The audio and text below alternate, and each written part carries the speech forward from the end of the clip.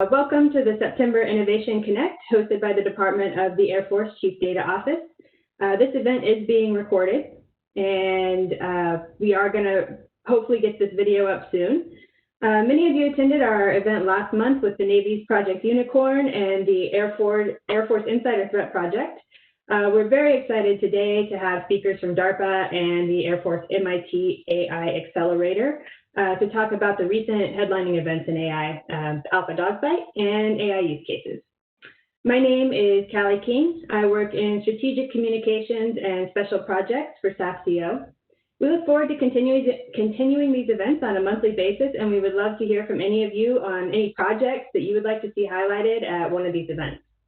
The purpose of Innovation Connect is to create a collaborative atmosphere for those of us working in Department of Defense, to cross-pollinate ideas across organizations, and to collaborate to enhance innovation and identify and then solve problems with R&D and scaling.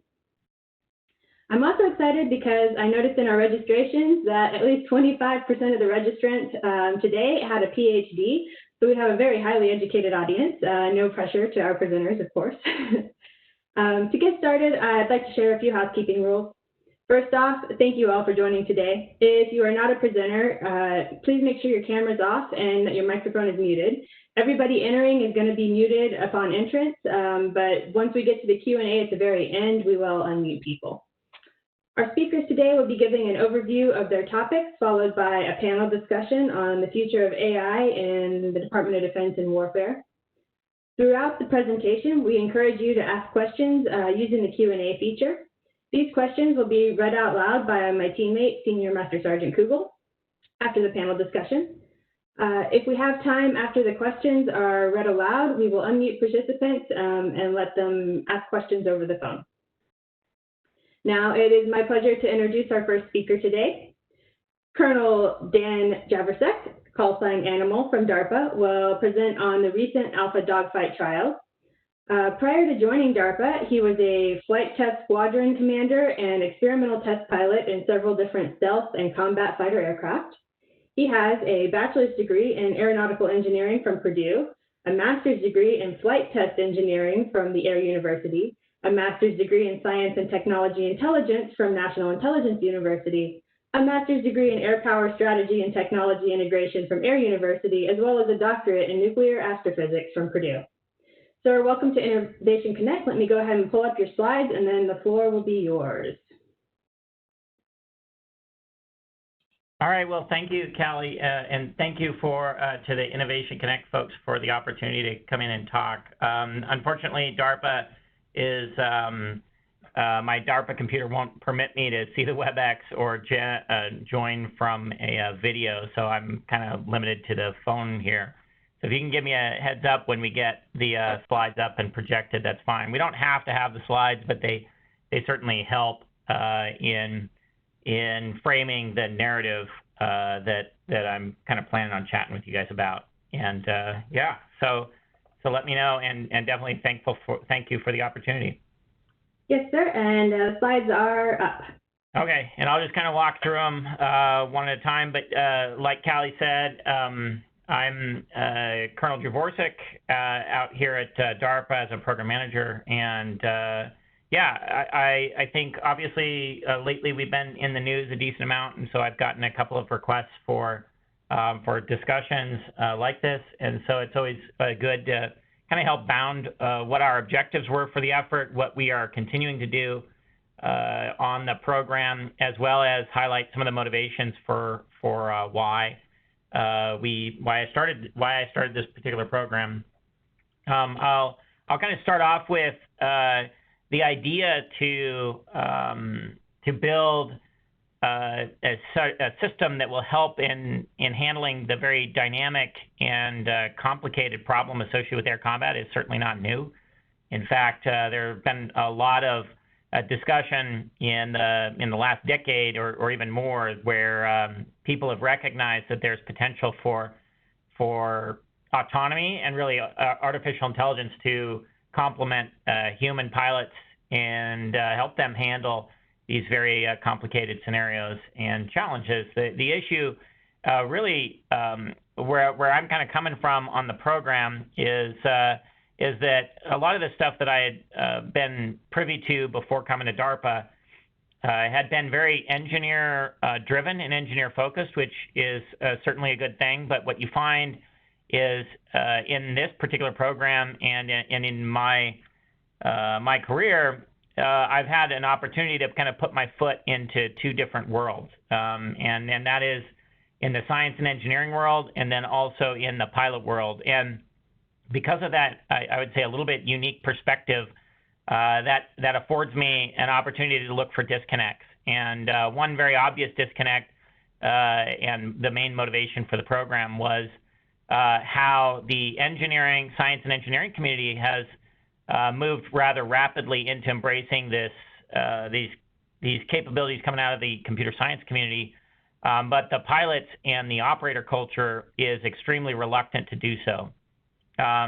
In fact, if you kind of look at kind of the history of these sorts of things, you find this kind of paradoxical environment, and it's not something that is new, but it is one that we are familiar with and we've seen before. And so I kind of think before we get into the actual AlphaDogFight trials themselves, it's probably helpful to see in the past where we've seen these sorts of, I would say, this sort of response from the operator community to a disruptive technology. And if you go to slide number 2, you should be seeing a picture of some horse-mounted cavalry in the Army.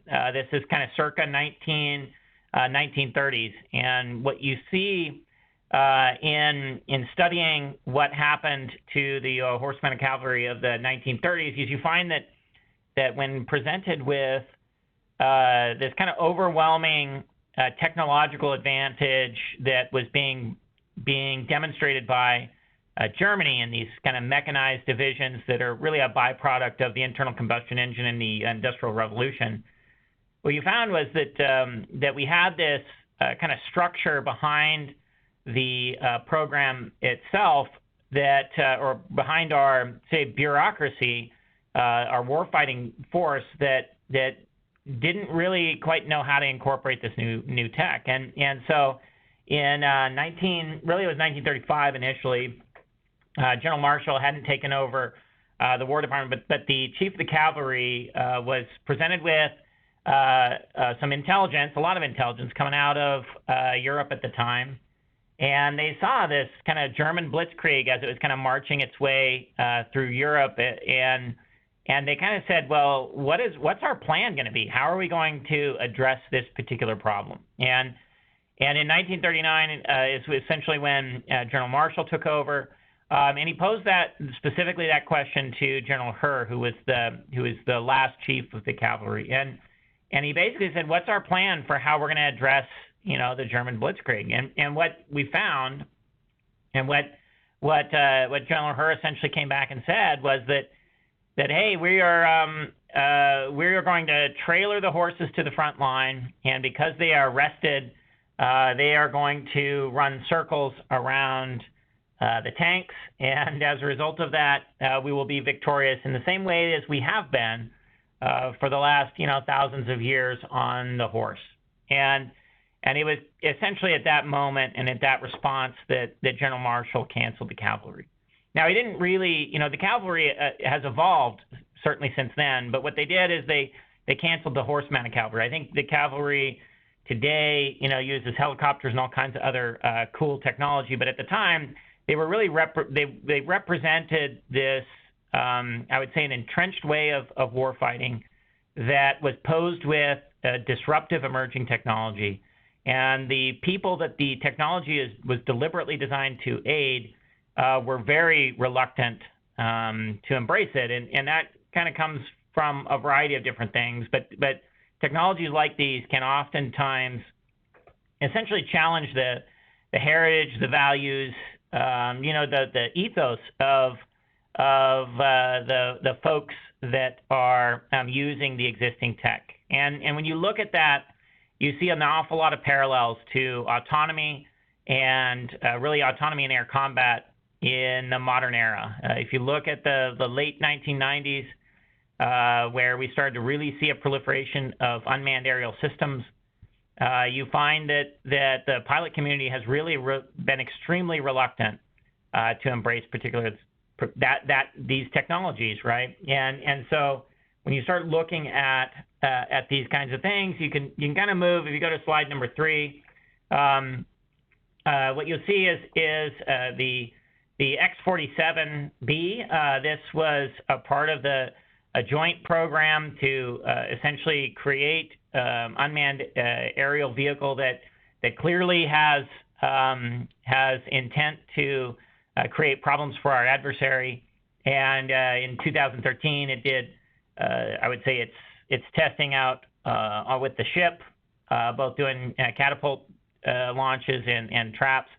And I think anyone who was paying attention to this tech would have assumed that we were on the precipice of this really going out and augmenting the warfighter, especially those of us doing the air combat mission role. But what ended up coming out of this particular program was essentially the MQ-25 tanker aircraft, tanker unmanned aerial vehicle, not the kind of original intent of how it was supposed to essentially augment and create problems for the adversary. And so what you see time and again since the mid to late 90s, the pilot community, the operator community, just not embracing the technology that is supposed to be there to aid them in doing their jobs. And when I say they, I mean us, me, doing our job. In fact, I spent a lot of time, I did my operational tour in the F-16. And when I grew up in the F-16, we had very limited amount of computer support on the airplane. I will say that I had to control an awful lot of very basic elements of the sensors that were there.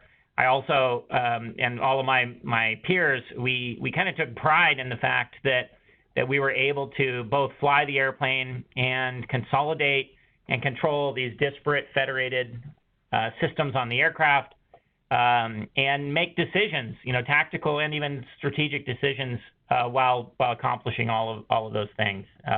In fact, the pilot training pipeline, in order to get a combat mission ready pilot, it takes a couple of years because of how difficult it is and how few opportunities you have with flying airplanes to get practice in doing precisely all of these tasks. And so there's a significant attrition rate, and there's, again, just like with the horse-mounted cavalry, there's a very large, I would say, heritage and ethos that kind of goes into being able to accomplish that particular mission and play that role in an air combat scenario. If you go to slide number 4, so I kind of grew up on the F-16. That's the small airplane there in the background, and then had the opportunity midway after my first operational assignment to move over to the F-22. And I will tell you that there was a little bit of skepticism that was kind of baked into me from the community, as well as just inherently there's a certain element of, after spending years training to do certain parts of that mission that's necessary to fly and fight with the airplane, to transition out of that and offload and allow the computer to take over several aspects of that mission was rather challenging. It shifts your mindset, right? And so when I got onto the airplane, I will say it was initially a lot of skepticism, and after flying with it for a relatively short amount of time, that skepticism very rapidly went away once you start recognizing how much bandwidth, cognitive bandwidth, was being allocated to simply controlling the angle of the radar or commanding a sensor to do a particular task. And in the F-22, the F-35, and just fifth-generation fighters in general, airplanes in general, what you find is an ability to what they call fusion in the program, or I think we called it at the time integrated avionics, but it's this idea that the system itself is knowledgeable of how and when certain aspects and certain things should happen.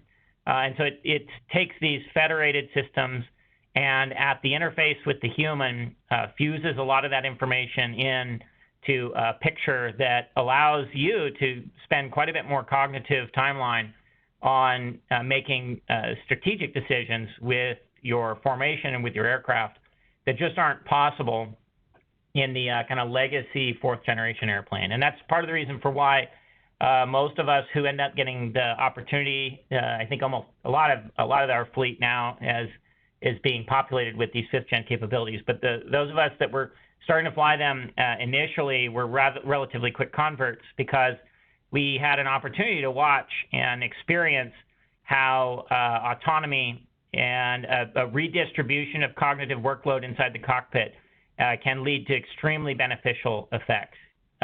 In fact, I used to give walk-arounds of the airplane, out at Edwards Air Force Base, where we were flying the jet at the time, or when I was flying the jet at the time. It was not uncommon for DVs and flag officers and the like to come by and want to get a walk around of the airplane while it was sitting out on the ramp or in the hangar. And what we would oftentimes do, what I would do is I would walk around the airplane and I'd talk about, I would say, kind of the main bullet points in the glossy brochure of the F-22. When I was off in front of the airplane, I would show kind of the planform alignment and kind of highlight that the airplane is obviously built with some capabilities that are tied to its survivability.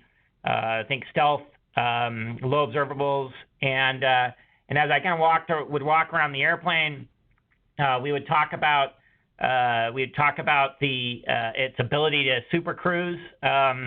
That was a big talking point for the F-22 back in the day. I don't know that they talk about it much anymore, but the idea that you could go supersonic without having to go and select afterburner, which is significantly less fuel efficient and constrains your combat range. So I'd talk about stealth, I'd talk about super cruise, when I got to the back of the airplane, I'd talk about, normally from the back of the airplane, you can see the nozzles and their ability to vector the thrust, which really can alter your maneuverability, especially in certain parts of the flight regime. And so at the end of the whole thing, I would then walk them up to the cockpit, and we'd look down into the displays, and I'd explain the valuable elements of fusion and integrated avionics. And at the end of doing these walk-arounds, every single time I did one, I would take the opportunity to ask them that after what we had talked about, what do they think as a pilot the most important of those four? If I could only have one of those four things to take into a future airplane, which one would I prefer? And then invariably I got the stealth, or I'd get the super cruise, or one of the other ones, but I never got the integrated avionics. And that's because for non-pilots and for people who did not live through this experience of how difficult it was to maintain your timeline in these fourth generation airplanes, it's really hard to appreciate how much value that provides. But at the end of the day, for those of us that have made that transition, I anticipate that the younger generation probably experiences this same thing an awful lot more.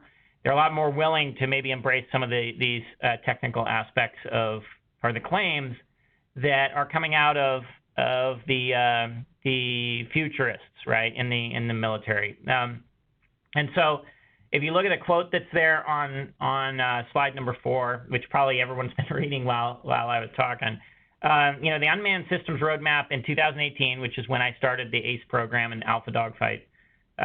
When I started the program, the quote that came out of that Unmanned Systems Roadmap was that in the future, it's desirable to have each operator control multiple unmanned systems, shifting the human's role essentially from an operator towards this mission manager or battle manager, essentially inverting the way that we do it right now. And most folks, if you talk to my mother-in-law or just anyone off the street, they have this assumption or this preconceived notion that when we see something in the news about a drone or some unmanned aerial system, there's this perception that there's one human controlling lots of these systems, and the opposite is actually true. In fact, it takes several people to control most of our unmanned systems that are out there. And if we do want to realize this statement that was captured in the Unmanned Systems Roadmap, we need to do something different in the way that we are advancing the technology, because right now technology is not necessarily the limiting factor. In case in point, when I lived through the F-16, again, that airplane in the background on that picture, the F-16 is an all-digital, all fly-by-wire airplane. Took off in 1974. That same year, the FAA had after a series of accidents, mandated automatic ground collision avoidance systems into airliners.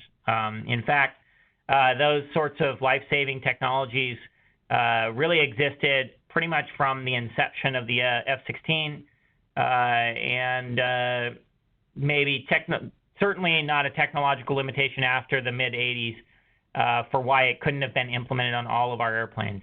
And yet, it took until 2014 for automatic ground collision avoidance system to actually get implemented and installed on the F-16, that same aircraft.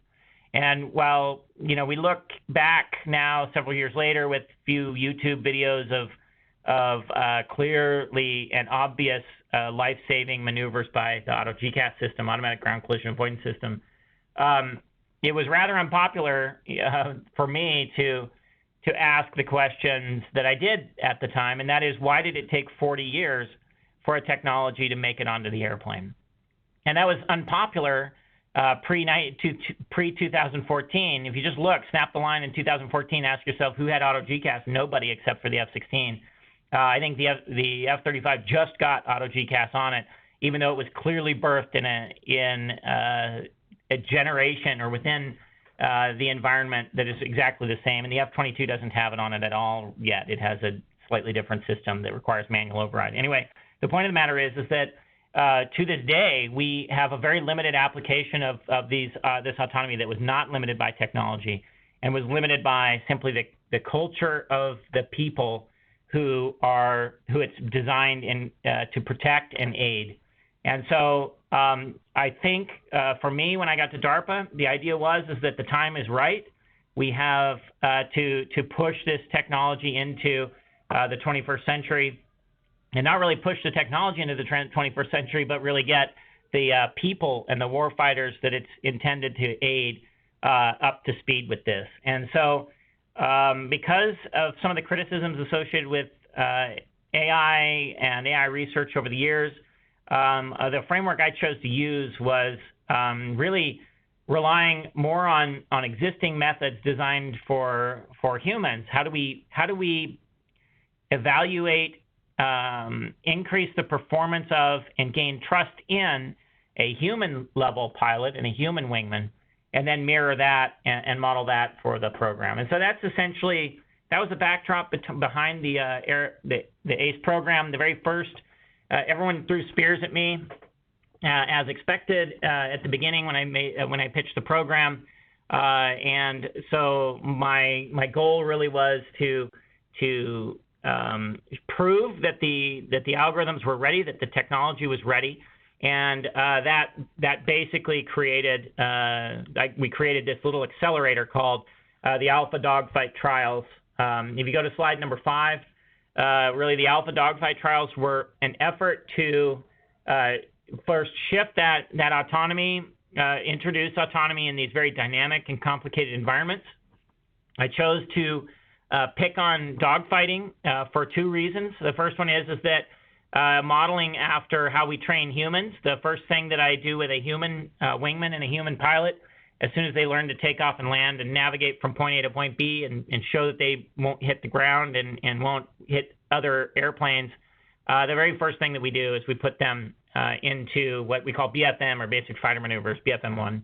And so that was the first reason for why I wanted to address the challenge problem of dogfighting, or BFM. It's not because BFM is really the end state, but rather that's the first step we take with with our human pilots, and there should be no reason for why we can't demonstrate it there. It's also because there's this weird misperception among the engineering community that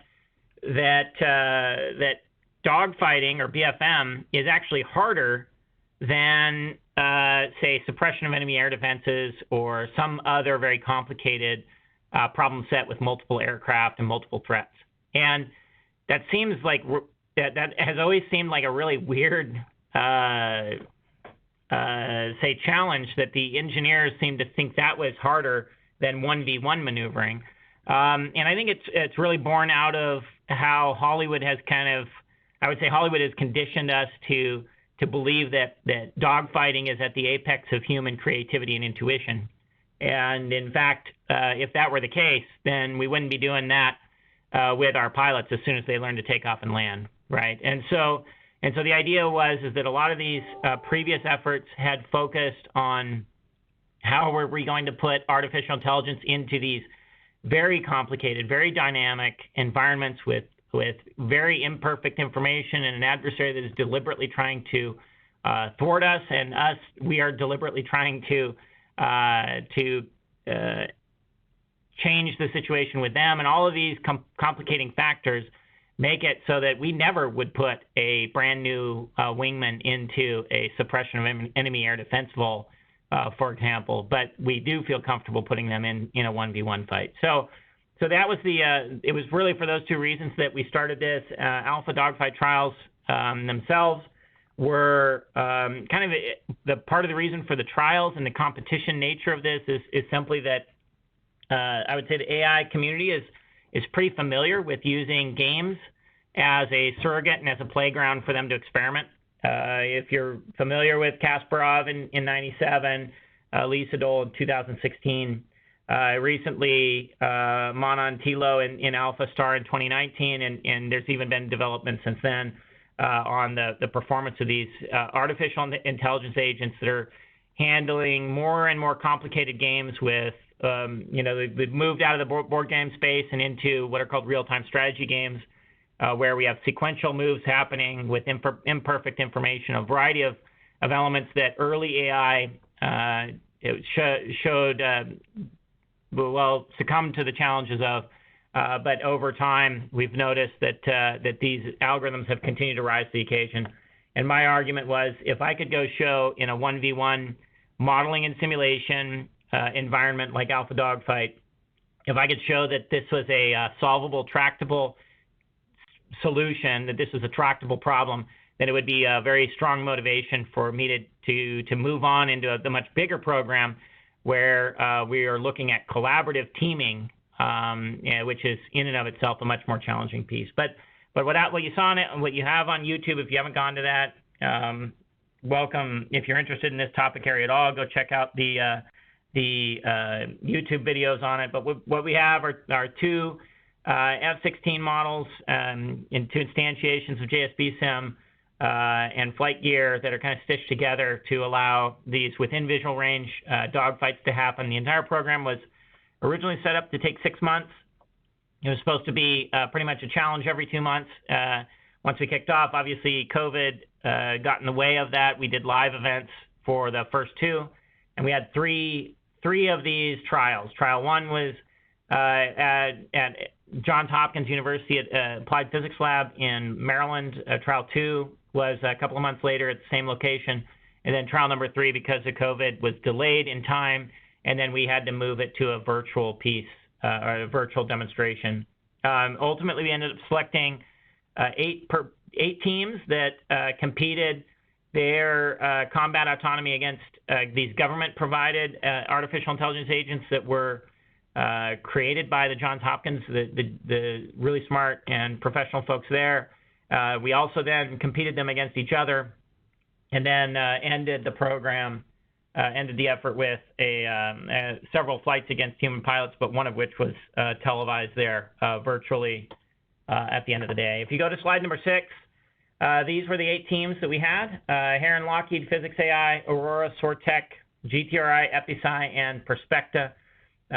Day one was, in the way that we ran all of our our trials had a similar type of flow. Day one, they basically fought against these 5 AI agents that we provided for the government. Most of those AI agents were curated and shaped so that they had very deliberate behaviors. The first, there are a handful of them. If you end up looking at the YouTube videos, you'll see us talking about a handful of them. But one in particular that I like to pick on is Zombie. The Zombie agent is basically a cruise missile. There's a lot that you can learn by watching how these artificial intelligence agents end up negotiating the very simple case of a cruise missile and the very complicated case of one of their peers. And so day one, they spent flying against our 5 government-provided agents. Day two, they fought against each other in a round-robin competition. The stratification that you see here coming out of day 1 and 2 led to the top 4 teams that then did a bracket-style double elimination playoff to get basically rise to Heron Systems winning the whole caboodle. And then Heron went on to face Banger, who was probably the most courageous fighter pilot I've got that I know for being willing to essentially take on and play the role that he did rather publicly in the trials themselves. And so we had a handful of narration throughout the 3-day event. We had a little ESPN-like events every hour called the Control Zone, where we would have pilots, mainly Glock Mock. Glock was one of our main kind of announcers, as well as Disco DeMay, who are in the picture in the bottom left. And then we would rotate in some AI subject matter experts from the APL team as well, and just provide some commentary on what was happening and updates along the way, culminating in those final 5 engagements with Banger and Heron. And it was rather dramatic and a lot of fun, I will say, for being a part of the program. Really, the Alpha Dogfight piece was simply the beginning. It wasn't the end. You can imagine that there were a lot of aspects of those engagements that were artificial. First off, it was all in modeling and simulation. We gave the agents perfect information. We didn't introduce jamming and sensor latency issues or any of that sort of stuff. We also didn't use a very accurate representation of a weapons employment zone. We used a rather simple and straightforward one with an intent of really using it as an experiment to see what kinds of behaviors came out of this. And we saw a pretty wide spectrum of approaches. One of the fun parts of the program was getting a chance to observe the teams as they compare what they did in the final Alpha Dogfight trial number 3 against what they said they were going to go do, 10 months earlier. And watching that evolve over time was a lot of fun, and a lot of very valuable lessons learned essentially came out of watching them go through that exercise in isolation, with them only meeting up during these trial events to see how they did against the AI, the government-provided agents, and then against each other. If you go to slide number 7, this is just the beginning of the Air Combat Evolution Program, or ACE program. In ACE, we are really planning on taking what we learned in Alpha Dogfight trials and extending them eventually to combat aircraft on the L-39 and hopefully the F-16 or the F-18. We have to do that slowly and deliberately, and we also need to do a couple of things along the way, since the program's fundamentally about building trust in these sorts of algorithms. We have an entire technical area basically focused on measuring and modeling human trust in these kinds of systems. One of the big surprising things to me when I started going down the path of putting the program together was how lacking the trust research community is, and how much they have focused on paper copies, paper surveys, instead of hijacking the human physiology. And so what we do in the ACE program is we're hijacking the human physiology to watch eye movement and watch workload, performance, physiological elements that you might get out of an eye watch or something like that, and see what's actually happening to the pilot while they are relying on this autonomy that is pretty critical to them executing their mission. And so we have a technical area on that. We also have a technical area trying to take the lessons that we're learning in the 1v1 and 2v2 case, because we're going to end up, the final demo will be a 2v2 live with the combat representative aircraft there on the right. And so the final demo will be a 2v2 within visual range engagement. And we want to keep track of what do the pilots think and what is their physiology telling us about what they think. And then how can we take that information and scale the lessons learned and maintain custody of trust up the complexity stack. And so we have a whole separate thread to the program called Alpha Mosaic. It's a play on DARPA Stowe's Mosaic warfare vision, basically, where we try and take what we're learning with regard to trust as well as AI applications and extending them all the way up to these heterogeneous multi-aircraft strategic behaviors associated with campaign employment, complete with all of the denial and deception and challenging aspects that come with these more complicated mission sets. And so if you go, that's pretty much it. I know I went a couple of minutes over there, Callie, so my apologies. I think you had me earmarked for 30 minutes, but I'm certainly happy to participate in any dialogue that we have after this, as well as any questions, and hopefully the phone didn't hang up, and there's someone actually on the line still. So. We're still on the line. Yes, thank you, sir. Yeah. So back over to you. Thanks. Okay. Yes, thank you. Appreciate that.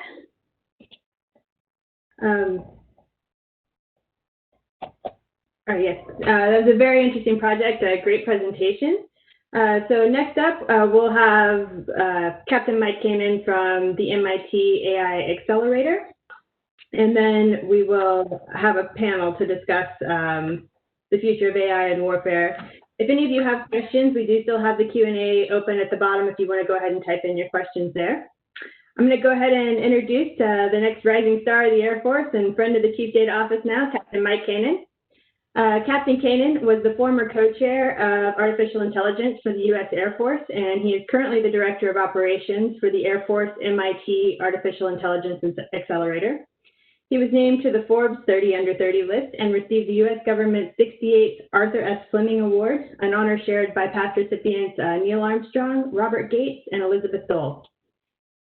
Captain Kanaan is a graduate of the U.S. Air Force Academy and previously led a national intelligence campaign for Operation Inherent Resolve in Syria and Iraq. And sir, I will pull up your slides and then the floor will be yours. Thanks so much, Callie, and to everyone here on the line and the Chief Data Office for your determination and focus on sharing these conversations more broadly. I mean, I think about it, why else do we have verbal and written language? It would be a shame if humanity let that special development of ours go to waste on hard topics. And I'm particularly inspired by the conversation earlier from Colonel Javorsek talking about the reluctance and our ability to communicate about what's important here and how we communicate. I'm reminded of a quote from a 19th century German philosopher, Wittgenstein. The limits of my language mean the limits of my world. We stand at a point where the science and technology that many people on the line are developing, it exists. It's here. It's not a tech problem. It's a communication problem. And right now, I would say we have an obligation, frankly, more of a duty to communicate with the workforce, with everyday people, to talk about these topics, to help them see it into being, and to convince them of why this is the appropriate path to go down. We've done it multiple times. So while I look back and think of my love of technology, and I hope I'm hearkening back to the way that many of us on the line feel in the scientific community, think back to books like Sagan's Cosmos, Hawking's Universe in a Nutshell, or at the time being about 10 years old, reading Brian Greene's The Elegant Universe over and over again, although string theory didn't really pan out. or more recently, something like Harari's Sapiens, or favorites such as Tolstoy, Huxley, Virginia Woolf, and so many more. All these books and authors, including like my childhood favorites, such as If You Give a Mouse a Cookie or Goodnight Moon, they have something in common. They're debating and discussing the topics of consciousness, theories of physics, biology, social realities, technologies, and all the rest of the things that constitute the human experience. That's what good literature, good podcasts, conversations like this, that's what they consist of, a candid dialogue. Maybe that's with someone else or others, but maybe that's with yourself too. For myself, the concepts of consciousness, experience, social order, biology, chemistry, frankly, the human story is brought together in technology and especially in artificial intelligence. Many bring the points to light. We have many examples of it in our everyday lives, but fewer bring it to life. And I think that's our responsibility right now. So let's talk a little bit about AI. And I like to start with another quote. Einstein's often attributed with saying, and I don't know if we can get it to the, oh, we have the slides. Okay. Was saying you don't really understand something unless you can explain it to your own grandmother. I think that's true. But had Einstein known my own grandmother, and many of ours on the line here, he would have altered his words slightly. A more precise adage would be, your grandmother is likely the smartest person you'll ever encounter. So if she doesn't understand your explanation, it's sure no one else will either. After the better part of some significant time in this field, nearing a decade, I think we've learned a little bit about the common misperceptions and misgivings people have when trying to understand AI, and we feel this in our everyday lives, in our organizations. So let's start at the crux of the matter. Most conversations that we deal with, and many of the educated people on this line, whether in auditoriums, offices, coffee shops, either begin or end with one or more of the following questions. What exactly is AI?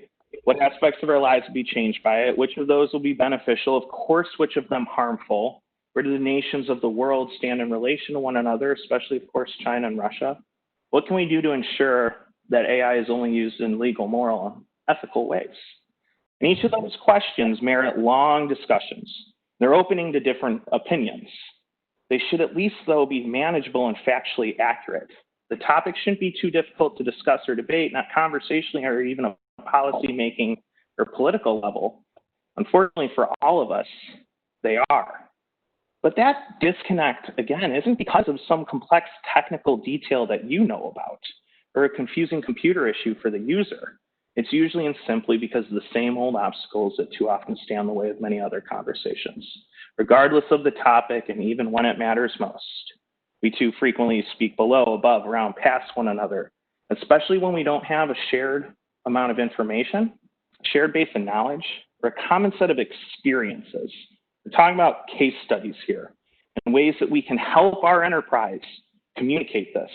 Whether or not you have a doctorate in this or that you barely know anything about AI but for the acronym, what we want to do is start to build a way to communicate. And that's what I hope to do here today.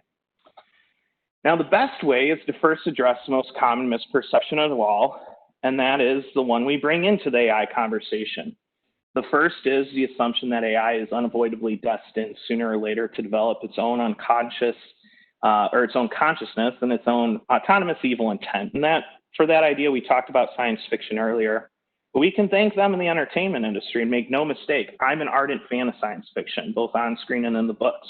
We need to read it, we need to watch it, because without any doubt, the sci-fi genre has given us the fine works of imagination, insight, and art. And many of those writers, I'll highlight, P.W. Singer and August Cole here, are extremely knowledgeable about technology and conscientiously concerned about our future. And they've proven themselves true visionaries, and we're unquestionably better off for their work. They spark our curiosity, ignite our imaginations, and increase our appetite for knowledge. But when it comes to their scientific portrayals of AI, they have too often generated an array of exotic fears by focusing our attention on distant dystopian possibilities instead of present-day realities, which means this slide that you're looking at now. Our workforces are thinking of this guy. It's this notion that gives the idea that computer's intelligence is aligned with consciousness and then frightens us by portraying future worlds in which AI isn't only conscious, but it's intent, self-motivated to overtake and destroy us. create drama, there has to be conflict, and of course, humans are always outmatched. They've turned our underlying fears and suspicions into bleak expectations and deep-seated fears. For me, and for us on the line, and the way that we want to communicate this nationally, that conversation leads to, if you click the next slide, Callie, this one, the ultimate analogous concern. Sorry, sir, just wanted to interrupt. I'm actually having some trouble getting your slides up right now. I apologize for that. Oh, well, then that's good to know. The first slide I just talked about was a picture of the traditional little aluminum robot we see, and then, of course, the famous F-35. And it's an analogous concern to this idea of what do we do with this technology? And the analogy is for everyone else out there is that AI will take our jobs in various sectors. And we'll address that later, but for what it's worth, we need to break apart the difference between automation that will change that, not necessarily AI. But for our workforces, let's peel this back just a little bit and start at 2 points, or what we'll deem as premises when we're trying to discuss with our workforce, which is, again, our duty, so that we can help cultivate trust from what is almost an instinctual distrust. People say often the first step to recovery is recognizing you have a problem. So let's think about this. The first is the term AI, DevSecOps, tech in general, automation is so overused, misunderstood, and broad to the point it's meaningless right now. So how do we address that? Second point is recognizing the fact that there is not yet a shared or prevailing and clear and convincing notion of trust for humans in general. And Colonel Javorsek mentioned this earlier. Now, with that being said, we have a difficult uphill battle. If you don't address both of these things, you're not going to have a workforce ready to experiment, and harder yet, adopt the machine learning applications we have right now ready to go. Again, tech is not the problem, and adoption is the first step towards this esoteric topic of trust. So let's start with that then. Why do we align our understanding of AI with taking our jobs or Terminator? And here's the first thing. And it's the only thing I'll ask of you of this entire presentation. We know only one example of advanced intelligence in the universe, and it's our own. To best understand an AI and appreciate its impending role for the future, we should probably address some fundamental concepts. Since the dawn of our time reigning the planet, we've never seen an intelligence that hasn't risen with a consciousness as a prerequisite. What you see on the slide is consciousness, intelligence, and then learning right now, if you could see it.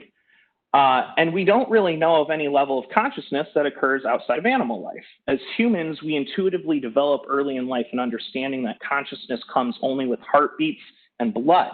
And tellingly, to that point, it's rare that a child doesn't impute some sense of fictional consciousness into a favorite stuffed animal. On the other hand, it would be really unusual to see a child talking to a nondescript round brown piece of plastic. But if other pieces of plastic are pushed into it, ones that look like eyes and ears, for instance, then consciousness, voila, suddenly becomes something a child will eagerly assume. That was the design genius behind the 1949 potato head toy. That is, if you give the ability to construct something that looks biologically alive and capable of sensing input in an animal-like way, then you've also given the ability to create imaginary consciousness.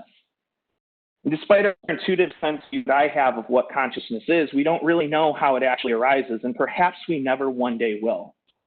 Moreover, until recently, our experiences and traditional ways of thinking told us that consciousness was a prerequisite for intelligence, and the former could only arise from the latter could only arise from the former. We never knew of anything intelligent that wasn't conscious. They seem to always go hand in hand. For the purposes of our workforce, we need to define intelligence, perhaps let's say now, as an object doing something for a purpose. Surely in that case, we could say a thermostat has at least one unit of intelligence. And as for learning, that last part of the equation that we always thought about consciousness beforehand, like the spider in the corner, I hope he doesn't realize, I'm standing here. We define that as something changing over time given a set of inputs or data, right? Hashtag foot stomp here, what is akin to experience for us. A Nest then in our smart home has intelligence and learning involved. Bottom line is when discussing AI, we have to move consciousness to the bottom of the stack and talk to our workforce about it. And things can be intelligent and they can learn, and they don't need the soft, mushy stuff to do it. And while this sounds pedantic, I really promise it's not. With that little bit behind us, though, let's scope out how to see the world through the lens of AI, or perhaps develop an eye for AI for our workforce, so we can start talking about trust in everyday life. And what are things we trust? Ultimately, trust is an interesting concept. I highly doubt there's anyone on the line that knows everything about each of the parts in our lives that we trust every day, like cars. Certainly, we have mechanics who can build a car from the ground up, but does that make them a great driver, or vice versa? There are plenty of great drivers that couldn't build a car, or if they could, they can't build the software in each of our cars also. Or why do I believe I'll wake up tomorrow? I certainly believe and trust it, but in reality, there's no reason to. For sure, gravity affects us at an acceleration of 9.8 meters per second squared, but not everyone can unpack Newtonian classical mechanics, and fewer can converse about our quantum reality and Everett's many worlds interpretation. Or what about all of us in quarantine using our kitchen appliances more than ever? Could you build an oven? How about a microwave? Or, for instance, in my kitchen, the Instapot that I use, which I'm totally afraid of when I hit the steam release button, it's a bomb. But simply put, we trust a lot of things we can't necessarily explain every aspect of. But we always get caught up in the conversation when we're trying to move these technologies into use of explaining every piece of it. So it begs the question, why do we trust these things? Why do we trust cars? We trust them because we use them. We know when something is wrong most of the time. We have established lanes in the road, pun intended. We know how they can be used for bad. We know how they can be used for good. We experience them. And that's where most organizations are failing, not diving in. Our mantra needs to be centered on pragmatism. How do we start the experience easiest? Here's the problem. There's too much techno-solutionism.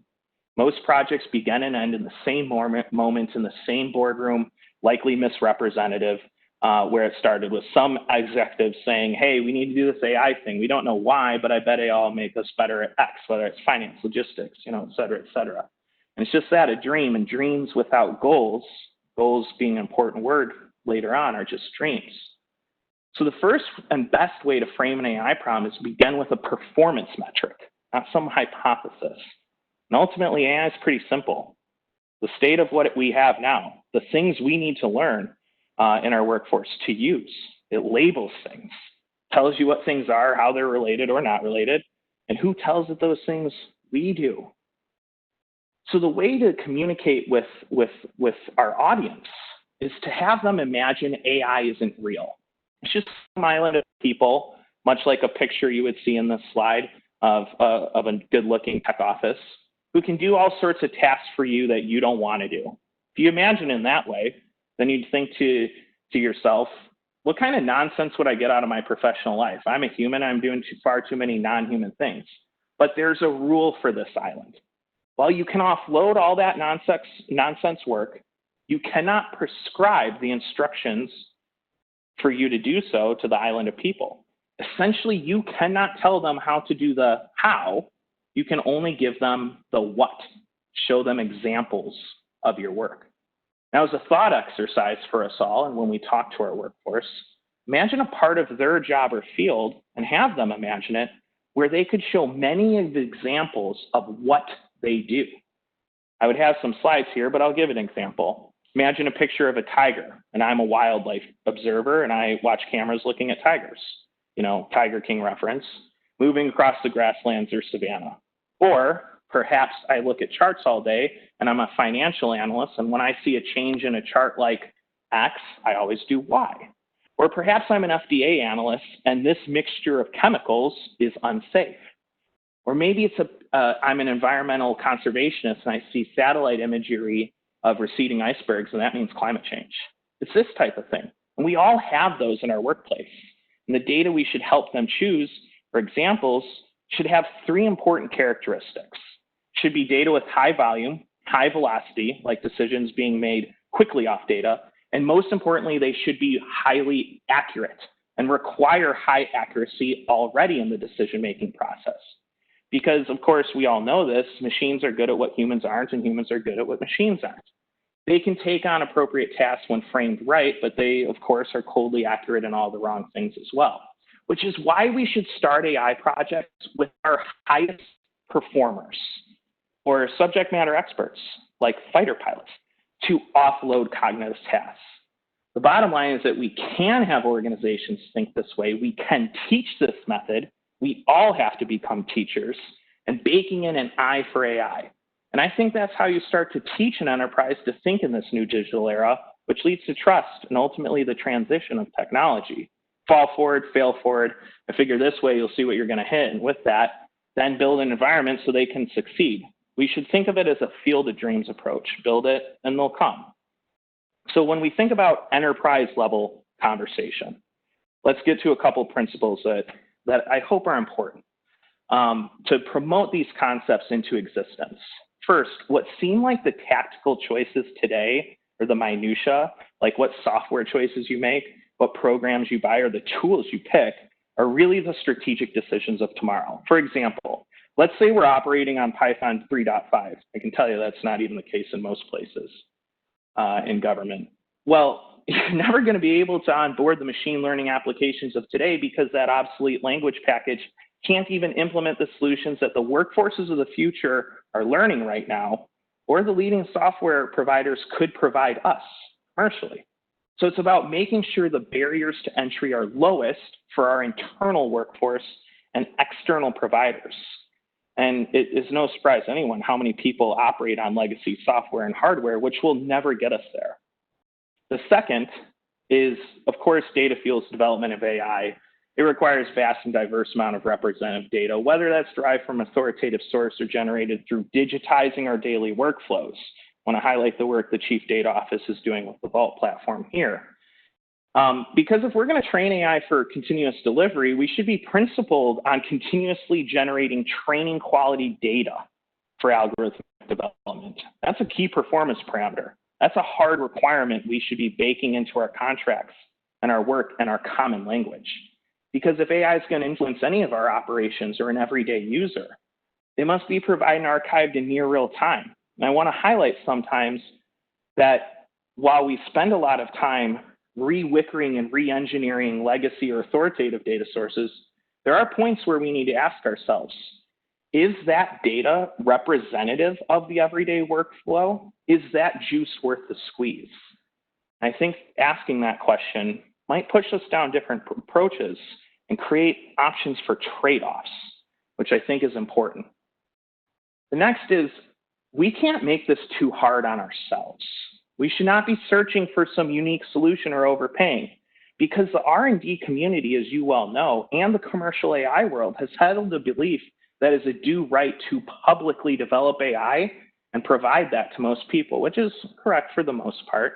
So it's likely our solutions to the problems already exist on some GitHub repo out there as we speak. We just need the right people to bring to bear on that. That's where things matter, our greatest asset, people. I do want to highlight an idea here. Unclassified does not mean unsecure. And as an enterprise, we must get beyond that. But people is what's important.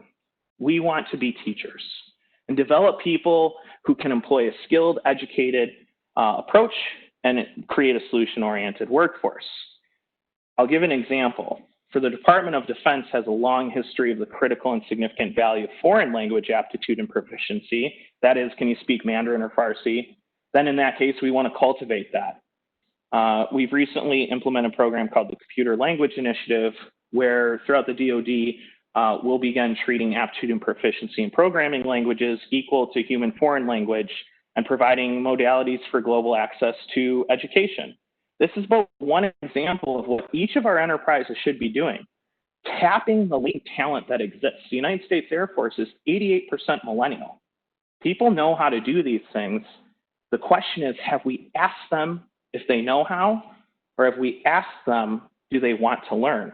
And not just viewing it as some traditional academic approach. So that's not going to win the day. Here's the reality. This year, we're going to graduate in the United States 50,000 people with what we deem as STEM-like degrees for 500,000 open jobs. But we live in a world where the barriers to education have never been lower. I don't really care if you have a college degree or not. Have you done it? Can you do it? And how do we as a nation as an Air Force. Help drive down the gap is what matters, because in only a few short years, there's going to be 1 million open jobs in this space. We need to reimagine what education actually is and what the benefit as contemporary contributing partners could be. And lastly, of course, AI and its ethical, moral, and legal use is of concern to the nation. It's of concern to the federal government. It needs to be a concern for each of our enterprises because it affects us all. And this leads into the conversation about bias. AI is pretty simple. It's applications that are designed to analyze data and formulate predictions without any overall guidance from us. That's the change. It doesn't mean, though, with that being said, that machine learning is safe from the effects or influences of our human biases, because it's not. Just because it's an algorithm and its analysis is based only on data doesn't mean its output will be neutral or objectively fair.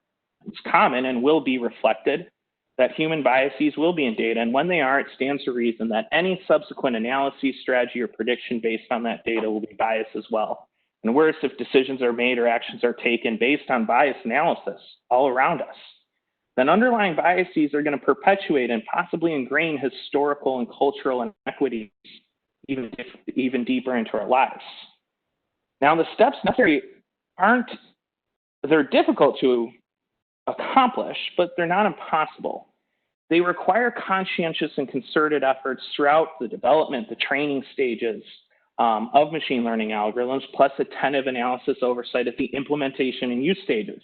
AI is not a thing, it's more of a journey, and that's a mindset and a paradigm shift that's particularly important when we communicate.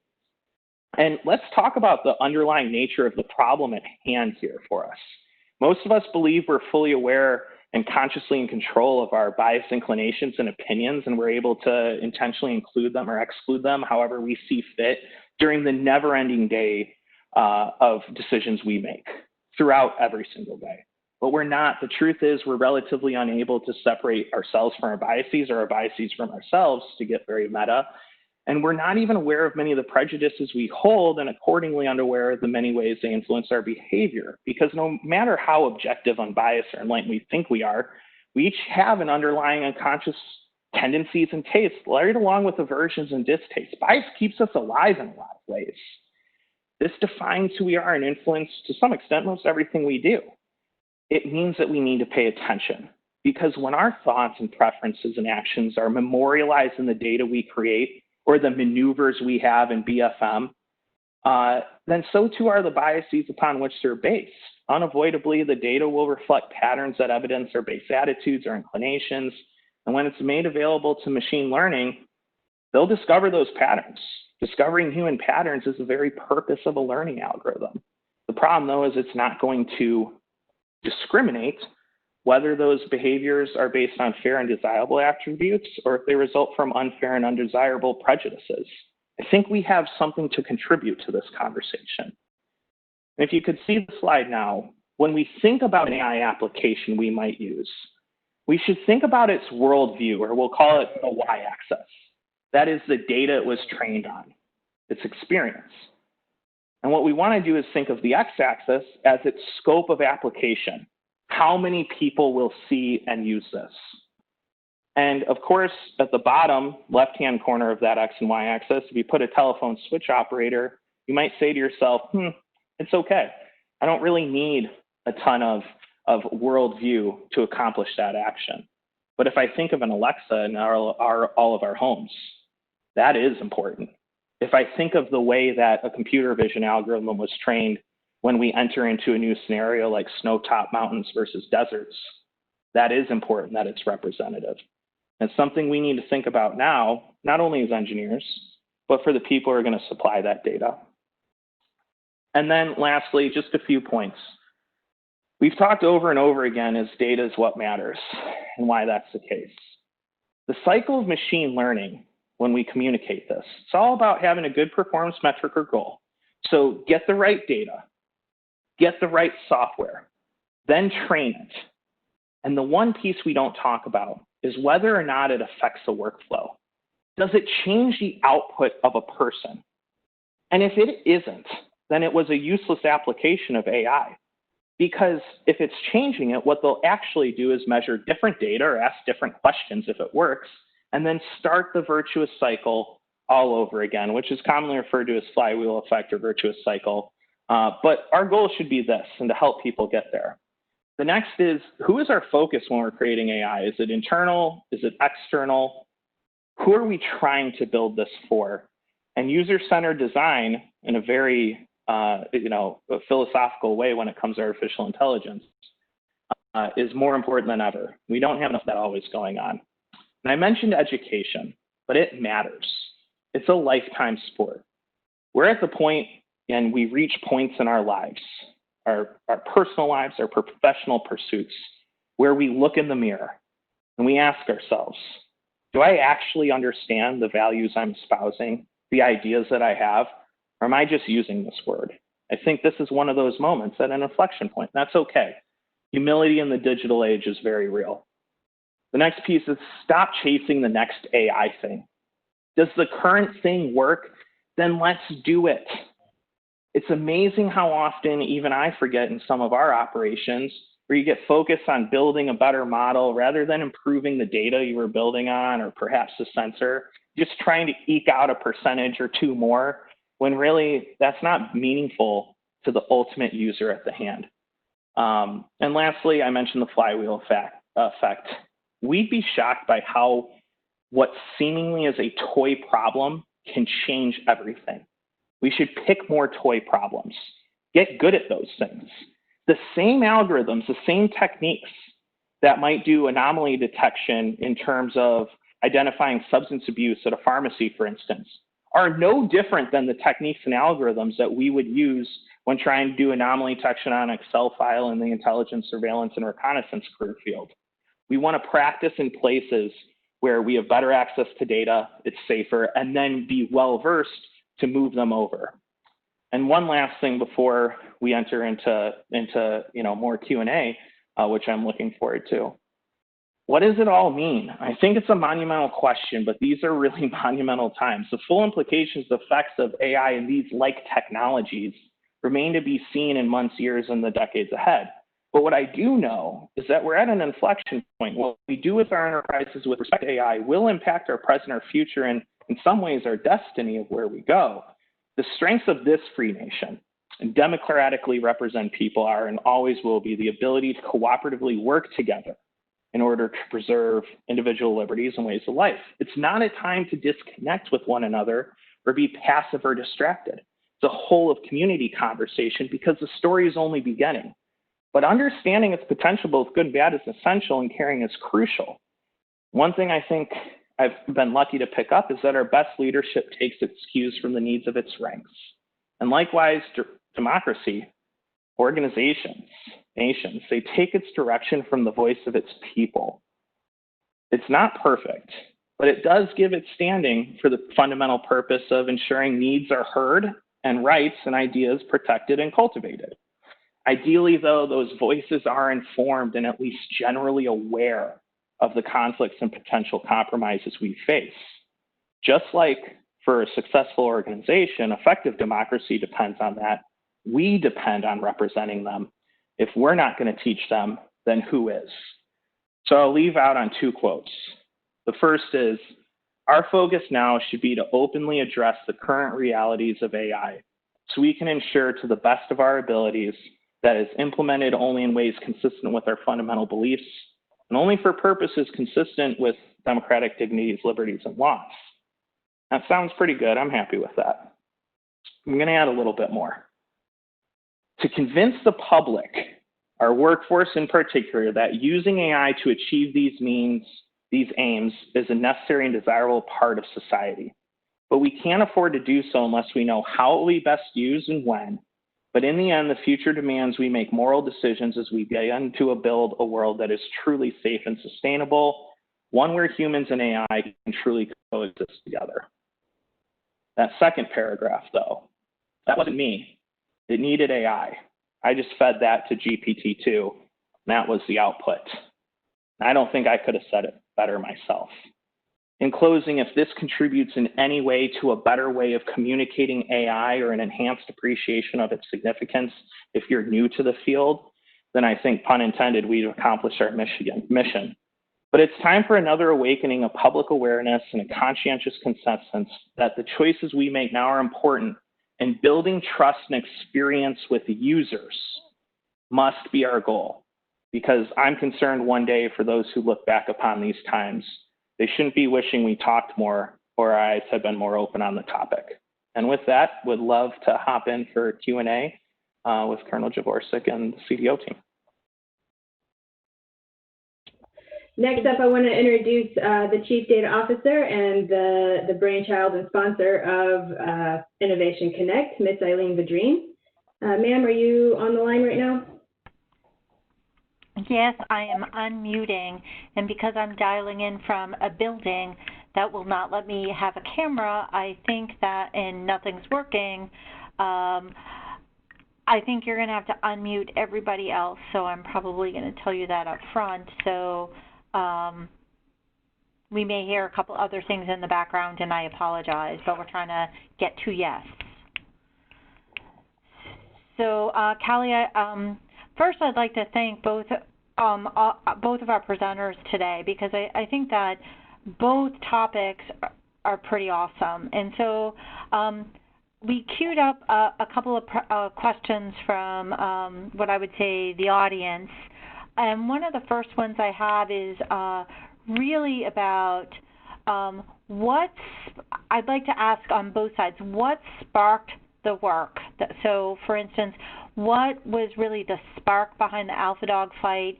And then when MIT, the accelerator, was picking projects, what's really the spark that helps make these projects really ignite and move forward?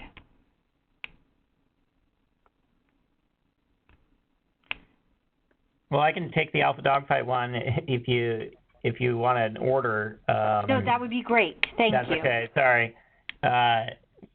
So I can tell you that one of the things that was kind of odd to me, and this happens all the time, is things that seem self-evident to a lot of us and a lot of people that are close to a problem oftentimes are not when viewed from a different perspective, right? When I showed up to DARPA, I showed up with a list of 23 different programs that I wanted to start with, in recognition that I wasn't going to get all 23 through, but I figured at least one or two of those would make it into the real world. The ACE program was number 17 on that particular list, and part of the reason for why I pushed that one forward was I felt that it was a rather clean story, right? Based on all this. And what I've noticed is as soon as I started to here at DARPA, the way that you start programs is you go to through a series of wickets that we call Tech Council. Tech Council is basically Shark Tank, where you have a limited amount of time to convey what your plan is, what the technical challenges are, and there's a whole set of Heilmeier questions that we frame that's around that. Again, it meshes reasonably well with a sort of Shark Tank type of pitch. And one of the things that I found in preparing for that was that if we don't look at if you don't look at the trust element of this, no one seemed to be interested in it. Everyone seemed to really fixate for the air combat piece. Everyone seemed to fixate on dogfighting and why dogfighting matters, and like that's not really the problem we care about in the future and all this other stuff. And it wasn't until, in fact, one of the folks inside the building here, when I brought the program up to them, they said, "Why is it that every time a pilot comes through here, they want to start a program about autonomous dogfighting?" And I kind of turned that back on them and said, "How many fighter pilots need to come through here telling you this is important before you guys will start a program on it?" And it was kind of at that moment that it was the forcing me to say, well, why is it that we pilots want to see this? Or at least those of us, there are a lot of pilots that don't want to see this for job security reasons. But why is it that those of us that are pilots that are technologists as well want to see this? And it's because it comes down to trust. And once I began to really pull that thread and explain that it's the trusting of these sorts of systems that is the really challenging aspect, not necessarily the technical pieces. I think that's when that spark happened, and that's when I was able to get the leadership essentially here on board that, this trusting element is extremely difficult to grapple with, and that's why if you're playing a drinking game, whenever I give one of my presentations and you're taking a shot every time I say the word trust, you'll be pretty much plowed, the first few minutes into the briefing, because it is really at its core, for us, it's all about trust, and it's not about over trusting or under trusting. It's really about a proper calibration of trust in the autonomy and in the AI that you're being presented with, right? And that's an extremely critical piece of that. And for me, and for my program, for AlphaDogFight, really the ACE program, once I was able to latch onto and convince the leadership that trust was a pretty core element of why we care about this sort of thing, that's when I was able to kind of really hit the ground and start running. And as for the accelerator itself, when we talk about use cases and what we're working on, I had mentioned user-centered design and how crucial that is.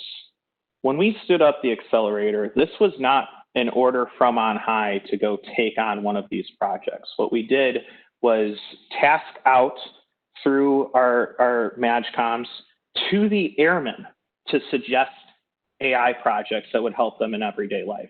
Received over 100 submissions. And invariably, of course, some of them weren't really AI problems, but we could coach and work with them along the way to discover what could be an AI problem. On the other side of the equation, with our cooperative agreement with MIT CSAIL, alongside Lincoln Lab, what we did was push that same request out to principal investigators at MIT, which received over 180 submissions. By the way, this is a replicable approach, one we should help cultivate for other services and for other organizations.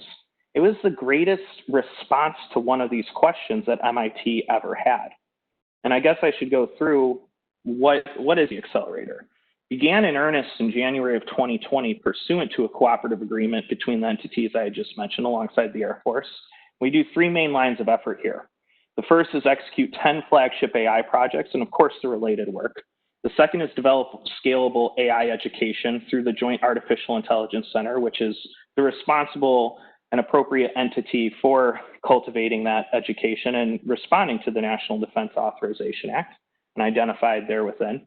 And the third is to lead the dialogue alongside entities like AFRL and the JAIC and the National Security Commission on AI and AI ethics and safety. So these are in response to last year's and the year prior, Executive Order 13859 from the President on maintaining American AI leadership, Section 256 of the 2020 NDAA. I'm a policy wonk. I think it's important to read. Of course, the DoD AI strategy and the Air Force annex to that strategy, which you can find on the White House homepage. So we directly liaise with those higher headquarters and the other entities, but most important, the stakeholders. I really want to highlight that as it's time to get closer to asking the 20-year-old airmen what it is they need and helping them communicate the needs that they have. And some of those projects, just very briefly, we have Guardian Autonomy for safe decision-making, that is develop algorithms for augmenting and amplifying pilot decision-making in the cockpit, crudely R2-D2.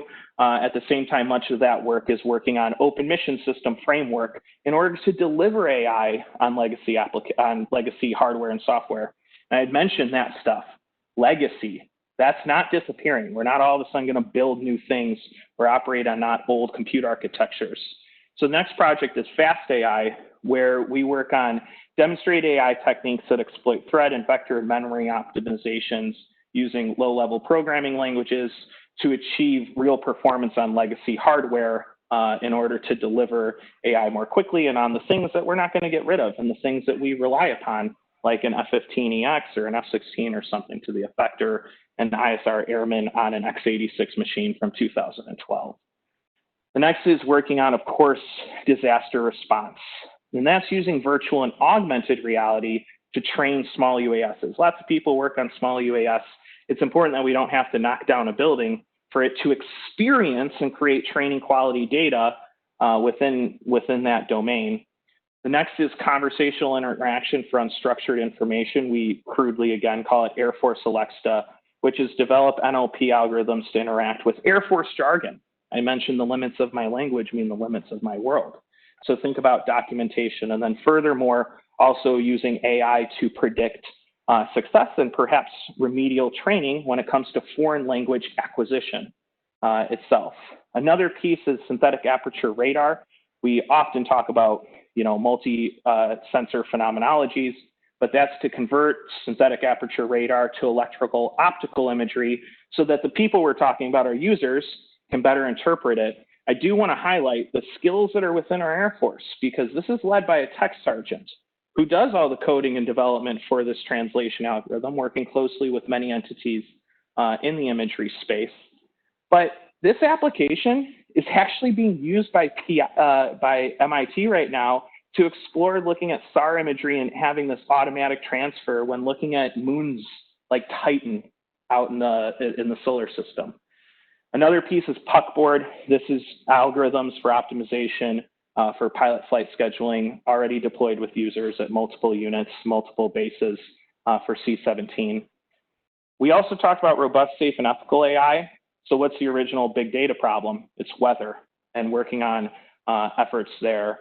And then a couple, just very briefly, physiological performance metrics with pilot training next to predict individual cognitive performance. Talking about using magnetic navigation for GPS denied environments. If you know, we have released an open and public data set on this. This is a challenge problem at JuliaCon, which just ended a couple weeks ago. And then, of course, working spectral awareness and interference rejection for our RF systems. We work very closely with AFRL and many throughout the Air Force. And the real point to this partnership, too, what I want to highlight, is everything we choose is AI for a public good, right? So dynamic scheduling is a problem for everyone. And that starts to bridge that once upon gap we had when we're not communicating about AI to the public. That veil has been pulled down, and I think that's crucially important for the Air Force to talk about it and our values as much as we can.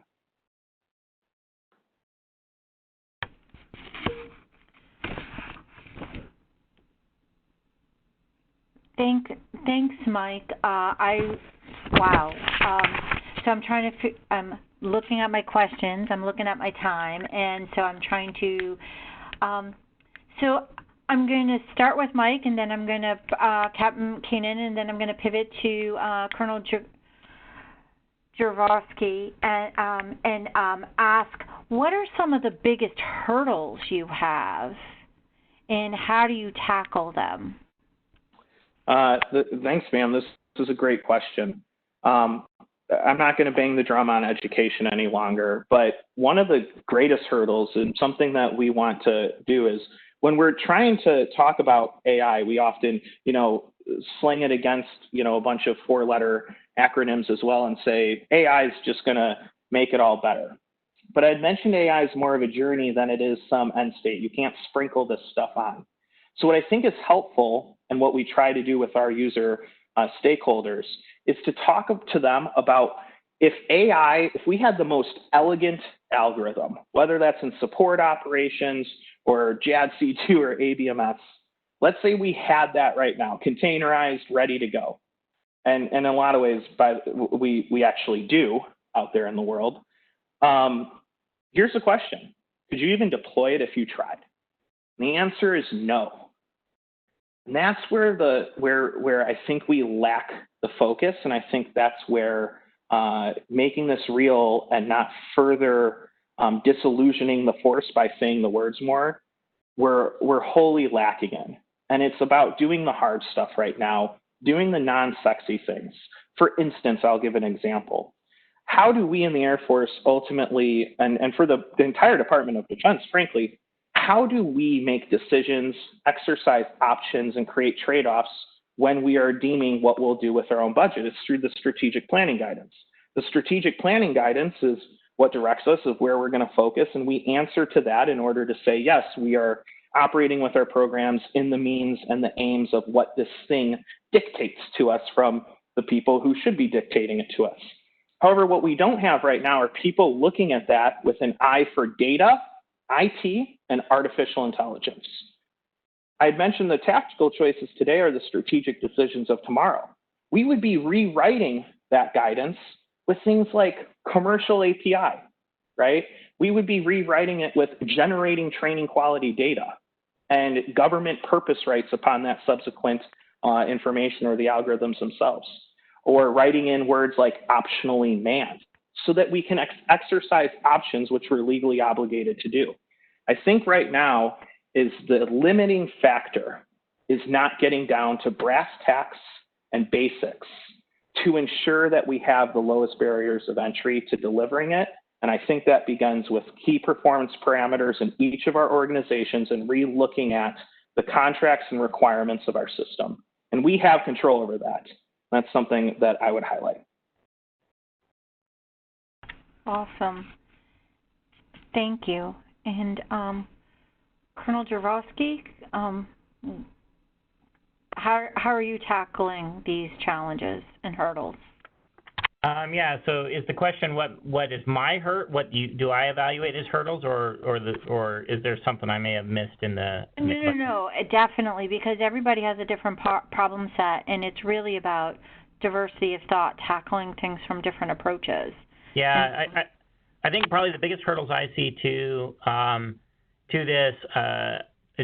So I'm going to focus more on my program, just because of the specifics associated with that, and that's what you guys can ask me to chat about. But naturally there are a handful of more abstract hurdles that I think are a bit of a threat to the AI community at large. But for my programs, all of which have some elements of this in it, I would say that our acquisitions process is not well suited to tackle these sorts of things. When you start looking at, I think there are some really tough challenges that we're going to be bumping up against in the Air Combat Evolution program with regard to how do we do validation verification of these sorts of algorithms? How do we transition from a very digital modeling and simulation environment into the analog real world, right?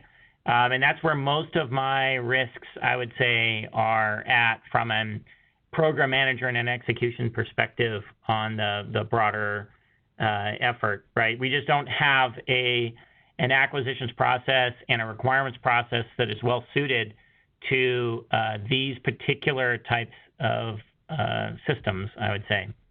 We tend to focus on a threat. We have very specific requirements, right? And our V&V, we pretend that our software systems have this very, say, deterministic V&V process by which we evaluate things, and somehow we validate that the behavior of the system is much more predictable and reliable than we actually are willing to admit. And that's mainly because so much of our stuff now is kind of crafted in this elaborate spaghetti code that is so difficult to actually V&V. We pay lip service to it an awful lot, and we trick ourselves into thinking that we are validating and verifying our legacy code, and to try and extend that now to some of the explainable elements that that the AI folks are grappling with seems to just be at odds with our acquisitions process for kind of a normal program of record. I think I would like to pile on to the comments about education. One of the things that I would say is a hurdle for us as a community at large is that what I've seen here inside the Beltway and inside the Pentagon and DARPA is that I find that there are a lot of people who sprinkle AI pixie dust on pretty much every problem now, even ones that maybe don't necessarily make it appropriate for it. And I think that the AI community is going to have to try and wrestle with the fact that there is a lot of misperceptions out there on what we can and can't do, and that proper calibration of what our capabilities are as a group, right, is something that we can kind of influence by communicating and educating. But there is a certain element, AI has gone through a couple of spikes in hype before, and that has led to a lot of skepticism that I think right now we're starting to produce results that are trending in the right direction, but we do have to be cautious of people that are going to latch onto it because they can spell AI and they recognize that there's an awful lot of funding and support in that particular area, and now we may have to filter out some of the imposters from the folks that are really doing the work. That's just my 2 cents. If I may finger this on two of those crucial points on the acquisition side of things, while we bandy around the words that commercial leads in this space, and many of us are program managers, then we should look back at our own acquisition strategy and say, am I limiting myself? And in all likelihood, you're probably still operating on old FAR Part 15 IDIQ contracts when you're not even getting the competitiveness or the product that could come to the commercial sector when you should be doing FAR Part 12 acquisition. And too often we're not held to account on that because the dollar signs are low and nobody pays attention. But the amount of due diligence to ensure the strategies match the current state of the technology, I think we have to take a hard look at. And then on the education front for people, look, we've gotten to the point, there's a time when electricity wasn't trusted or those airplanes or everything else. We know at least now, and what we should want to cultivate broadly is the tagline of, I know it when I see it, right? That's AI. Or don't stick that fork in the electrical outlet or don't put tinfoil in the microwave. It's almost that simple. That's the level we want to get most people and their familiarity to, where I do fear, like Colonel Javorsek had mentioned, that we are going to create another AI winter on our own by just saying the words. You would think that we actually practice this because I am all about the education and the development and the upskilling component of our workforce, which I believe is critical. But just as critical is when I talk to senior leaders specifically about the acquisition process, how we're doing it, and how are we protecting and making sure that we address IP up front, being for that intellectual property piece up front. You would think that I actually asked you guys to talk about that specifically, and we didn't even synchronize that. So thank you both. That's pretty great. And it's going to lead me into really, where we're going next. So I look at both of you as amazing military officers that really have had non-traditional military careers. When you grew up, nobody said, oh, I want to be focused on artificial intelligence in my military career, because that wasn't even on the radar. So I'm going to ask, what got you on the AI path? And if we have somebody out there that's thinking about, I'd really like to get into this field and really be real about artificial intelligence moving forward, what tips of the trade or guidance would you have for them? And I'm going to ask Colonel Javorsky to see if he could start first. Sure. Let me start with, my background is actually in physics, right? I was a scientist before I became a pilot, and really, so I've been dabbling in physics for quite some time, trying to really keep the pulse alive because I have no desire to fly airplanes professionally after I get out of the Air Force, and so I've always been a little bit worried that no one would see value in a pilot that didn't want to continue to fly. So I had kind of kept a drumbeat as well as just my interest in my physics topics throughout. And in about 2009 timeframe, 2009-2010, I started working some problems on anomaly detection and essentially supervised the cluster analysis, right? And that was my first foray into starting to touch on some topics that were tangential to the AI world. I will tell you that for many years, I did not ever say in public the AI term because AI tended to be associated with the tinfoil hat people and the UFO researchers. and I know that probably sounds awful to this community and this this group, but in the beginning, so I avoided the terminology. There are just a lot of elements of the AI background piece that I just elected to call it out of computer science and focus it that way. And then once it became a bit more favorable lately, and a lot of this is because of the AI winter that we kind of referred to and is well documented. Now that things have really started to kind of pick up again, I've been a little bit more open with along those things. The other thing that kind of motivated me to get into this element, we referenced a handful of books that are available out there. There are a couple that are on my top shelf, and there's a great one called Other Minds that talks about, it's basically about cephalopods and how cephalopod brains work and how they're different from ours. And so I have a decent amount of kind of experience in the cross-section of biology and physics. And so some of those aspects were always very attractive to me. And then my wife and I, we have two girls, and they've grown up. We have 4 horses.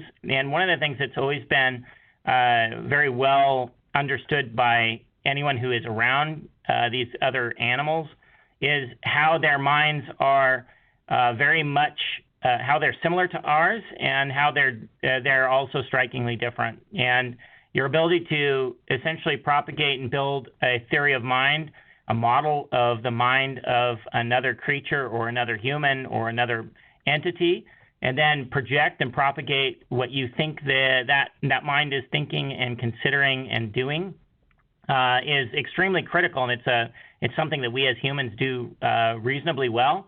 And it just struck me as very odd that as AI developers have kind of taken over this biomimicry aspect in the second wave of AI, that there's not more discussion about how we actually do have quite a bit of experience working with these other minds, right? And if you're teaching a kid to ride a horse, or you're teaching them just to operate and how to behave around a horse, there's a big part of what you tell them is hey, I want you to think like a horse. And if you think the horse might be afraid of something or do something that might be unpredictable in this particular case, then you can adjust appropriately. And there are a lot of elements and a lot of parallels, I think, to the way that we try and test out a lot of these artificial intelligence algorithms. That really kind of, for me, part of my interest really came from my experience with these other animals and an ability to kind of start tying that into some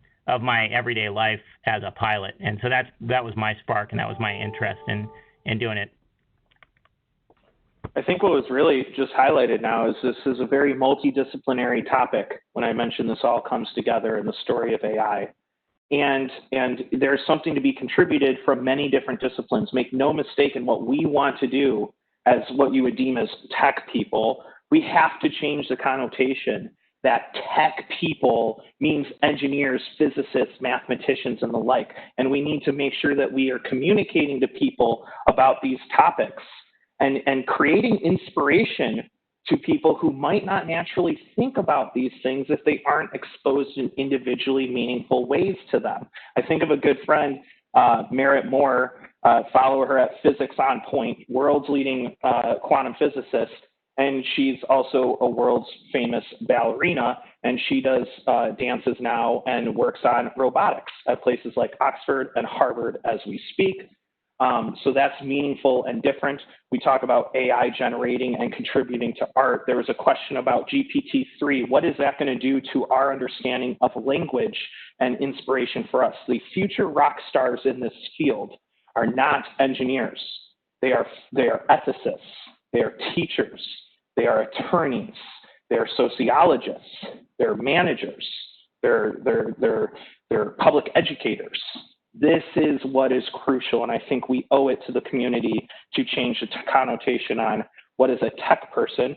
For myself, I'm a business management major, but in 2011, I was responsible for the ACES High mission, which was near real-time flight over Afghanistan using hyperspectral imagery in order to look at the Earth to detect, nefarious activity or materials that were significant. At the same time, if you remember 2011, we're talking about ImageNet. competition with Dr. Fei-Fei Li when finally it, surpassed a human on identifying some cats and stuff. And I thought to myself, why aren't we doing this? We're wildly successful and we're doing a terrific mission, but wait a second, we could be faster, right? So I found it in my individually meaningful way of what about this AI thing? Why aren't we using it? And to Colonel Javorsek's point on this topic is that, yeah, I did make the mistake as lieutenant running around talking about AI and have been for the past 9 years.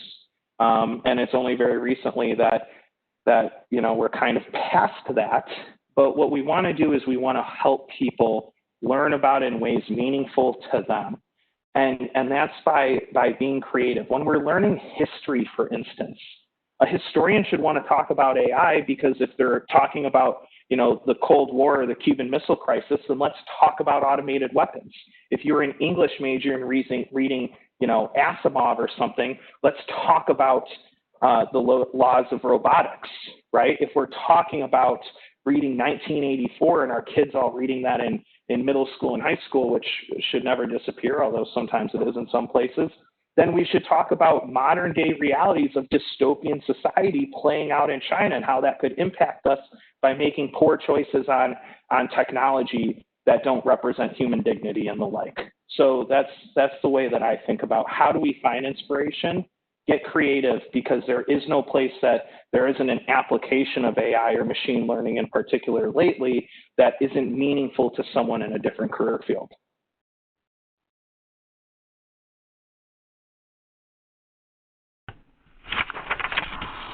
Well, I would like to thank both of you for coming and sharing with our group today.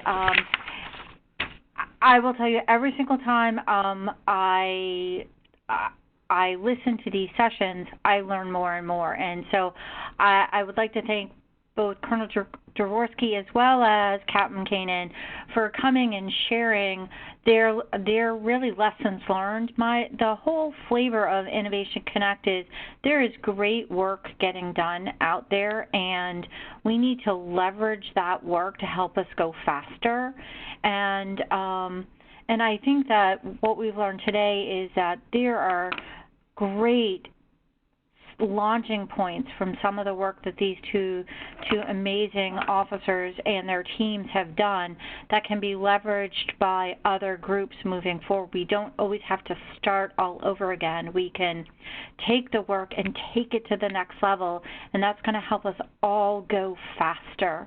The Air Force Chief had just published a paper, General Brown just published a paper, Accelerate, Change, or Lose, and I think that the work that these two officers are leading really falls in that realm. It's really helping us to focus on the accelerate change moving forward. So I'd like to thank both of you for taking the time and sharing with the 100 or so folks that are online today, because our little group is growing every month, which I think that's a great story, because there's just so much value in terms of really learning from each other and really, launching and accelerating the mission as we move forward. So thank you both for taking the time to come and share your amazing stories with us today, because for me it's exciting that this work is it's going on.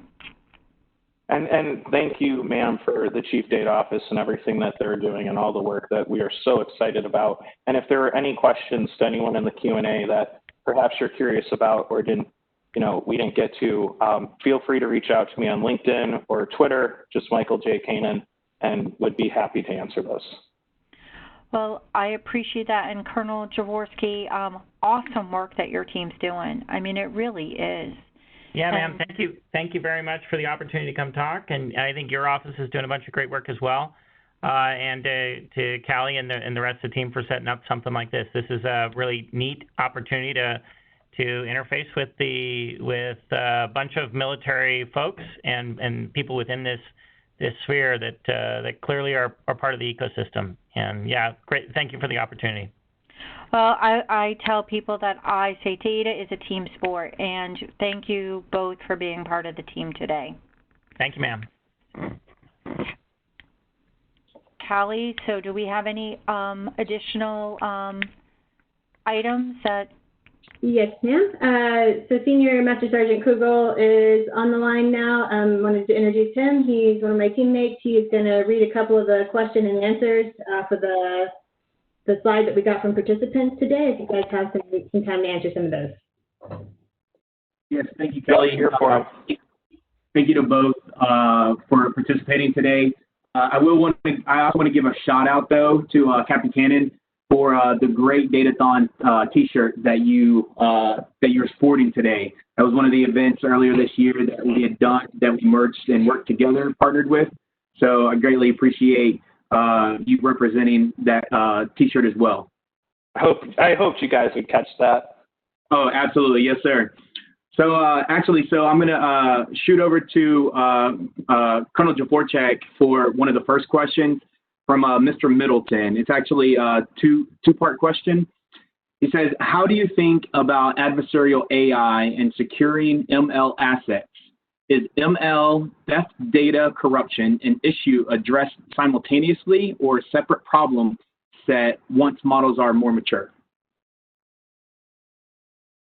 Oh, boy. So that's a good question, Mr. Middleton. I will say that, so first off, most programs probably don't put a whole lot of thought into this. I will tell you that mine hasn't put a whole lot of thought into this simply because we're fixated on what we're doing for Blue. We are all very aware of some of the brittle aspects of current AI approaches for precisely these sorts of techniques. I think there are a handful of ways you can kind of combat these sorts of things.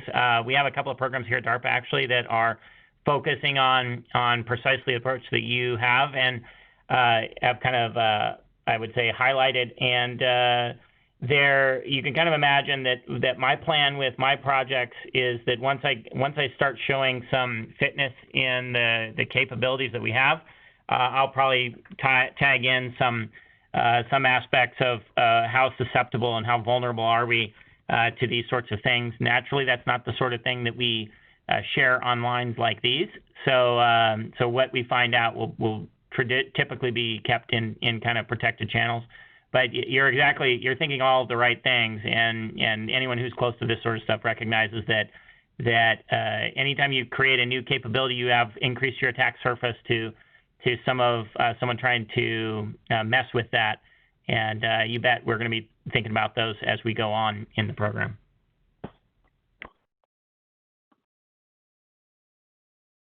Thank you, sir. So the next question I'll shoot over to Captain Kanaan. So this comes from Mr. Yang. So do the projects at MIT Accelerator have a sponsor or partnership with programs of record for potential transition? Oh, what a terrific question. And I know that we have 13 minutes left, so I'll try to rapid fire any questions so we can get to them all. Yes, that is just as much, and I probably glossed over that. I should do better next time when it comes to user stakeholder, but those that transition, right? So the best thing that you do is team the ideas of the new with the techniques of the old. We can make all we want and exercise as many SIVers as we want, but if you can't hack the bureaucracy unless you understand the bureaucracy. So it does come with a program office, which is, I understand the requirements and difficulties being a program office, executing and a waterfall and being measured by execution, which is really, the difficult part in taking risk and doing something different. So we were always on the hunt for a program office. Mr. Yang, if you happen to be sitting at a program office, you can always feel free to reach out. But yes, for each of the projects themselves, we tied it to also a program office that aims to want to help transition this into sustainment smartly. And it's better to start that work early. If you're taking on an AI project, start the work early of transition. He just responded back, Agile Combat Support, AFL CMC here. would absolutely love to hear more about your projects. We would absolutely love that. He can reach out personally. Thanks. Thank you. And so the next question is actually for the both of you. And so, Captain Kanaan, since you're still on the mic, I'll have you answer first.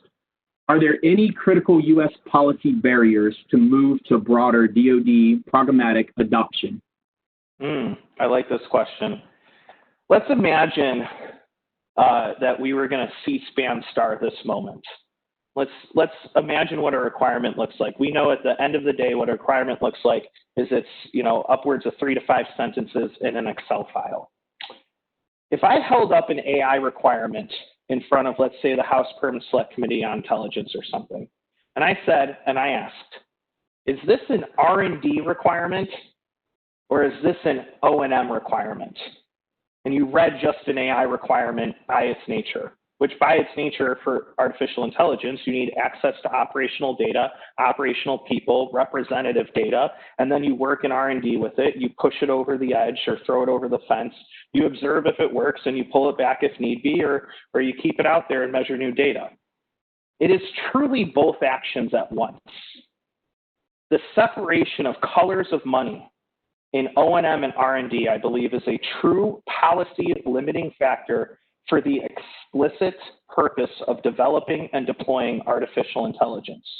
It truly is both actions at once.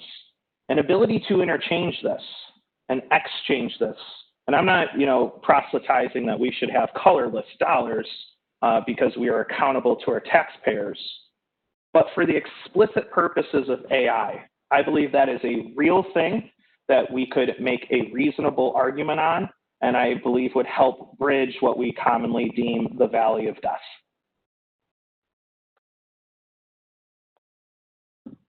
Thank you, sir. And then now for you, Colonel Javorsek, if you need me to reread the question, please let me know.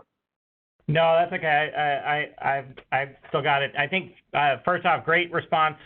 I would pile on to that. So I would add on to one complicating piece that is a policy barrier, and it's not just for AI, but I think the AI community is I've encountered a very peculiar resistance to it, more so than other technology or in new technologies, and that is with regard to our security architecture. So let me talk a little bit about, well, I don't want to waste a whole lot of time. The point is that we have a rather antiquated analog security architecture that is essentially based on need to know and a massive separation of data, right? Compartmentalized, it is stovepiped and deliberately cut off. That is fundamentally at odds with where we have been moving as a service and as a joint force over the last 2 decades. And really more than that, but really it's been we've seen a lot of progress in the last couple of decades on how to become fully networked, and that is completely at odds with our security infrastructure. And we don't really have a good answer to how we're going to reconcile that. And the reason where this touches AI and really data analytics and data science in general is that data science, data analytics, and applications of these algorithms are all about ingesting large volumes of information that we can then use to train our systems, as well as find insightful relationships that maybe are not apparent to humans. And what we find is that when you start telling people, when you start asking folks, I want to aggregate a bunch of your stuff from a lot of these areas, they just bristle like crazy. So they'll act like they don't trust your AI technology at first, and then all of a sudden they over-ascribe the capabilities because they're so frightened about it. And when you look at a lot of our systems, and there are a handful of AI techniques that are coming out recently that maybe don't rely on quite as much, they can generate, we'll say, use self-play and that sort of thing to generate synthetic data sets. The biggest commodity that the Department of Defense has is data on real live systems, and data on real live systems, how they interact together and how they work with the adversary. And right now, our policies and our fundamental security architecture is wholesale insufficient and inadequate to adapt and apply the techniques that technologically we have the capability. I would love to see someone try and tackle precisely that problem, because it's much bigger than me or my pay grade for sure, and it's not going to be solved in any time soon.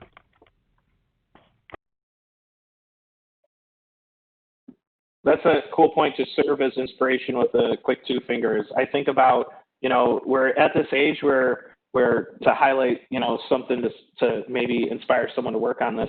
When we're talking about data at rest, we got it, like kerneling, traditional encryption, et cetera. Same with, data in transit, keys, the entire other shot. But what about in the future when we're talking about data in compute? Right? So if you're Blue Cross and Blue Shield and you're sending over, PII to compute architectures to perform machine learning applications and then spit out a meaningful model, how are we going to secure data and compute and thoughtfully train algorithms is a field that I think is rising and people should pay attention to and try to solve.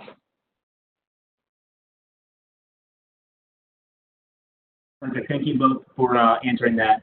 Now, I do want to say that we're not going to be able to get through all the different questions that were sent to us within the chat, but our plan is to actually get an email sent out to both participants to get answers to the other questions that were in there. But lastly, before we close, I'm going to allow a question that was submitted and ask Ms. Vadrine. So what kind of communication efforts are happening from the SAFCO level to the requirement owners at the MAGCOMs? How do we ensure that AI element is appropriately captured in the requirements given to the acquisitions community? Well, I think that we've taken a couple of approaches to try to facilitate communication. So one of the first things that we've done over the last 12 months is we now have a data officer appointed at every MAGCOM and every what will soon be field, and we're working with Space Force to get one at every field command moving forward so that there is a point of contact in every organization. There also exists in every 2-letter organization so that we actually can have a focal point or a touch point to actually make sure that we're getting communication out there for just corporately. I've already talked about IP a lot. Not only have I talked about IP a lot, the intellectual property rights in the Air Force, I've actually elevated that to the DoD level. So one of the first conversations that I had with the DoD CDO, the new one that came in this summer, Mr. David Spurk, over in Dana Deasy's office, and he's the DoD CDO, is we really have to make sure that from an acquisition perspective, we're getting it right from the beginning. And so that IP piece is critical. I know that at the MIT AI Accelerator, I believe, Captain Kanaan, there is a legal expert on your team that helps think about that, probably, what keeps you up at night, trying to get that piece right. And I think that's a critical member on that team that to make sure that we get it right up front. The other piece that I would say is that the SAFCO office at this level right now is it's been a journey to develop the first Air Force-wide data-first IDIQ contract that allows, and when I first talked about setting up an IDIQ contract, we have a lot of really great IT contracts, but they don't necessarily think about data and AI first. And there are a lot of really great companies that do data and AI first, but they happen to be tech companies, versus I'm a tech company who happens to do AI and data.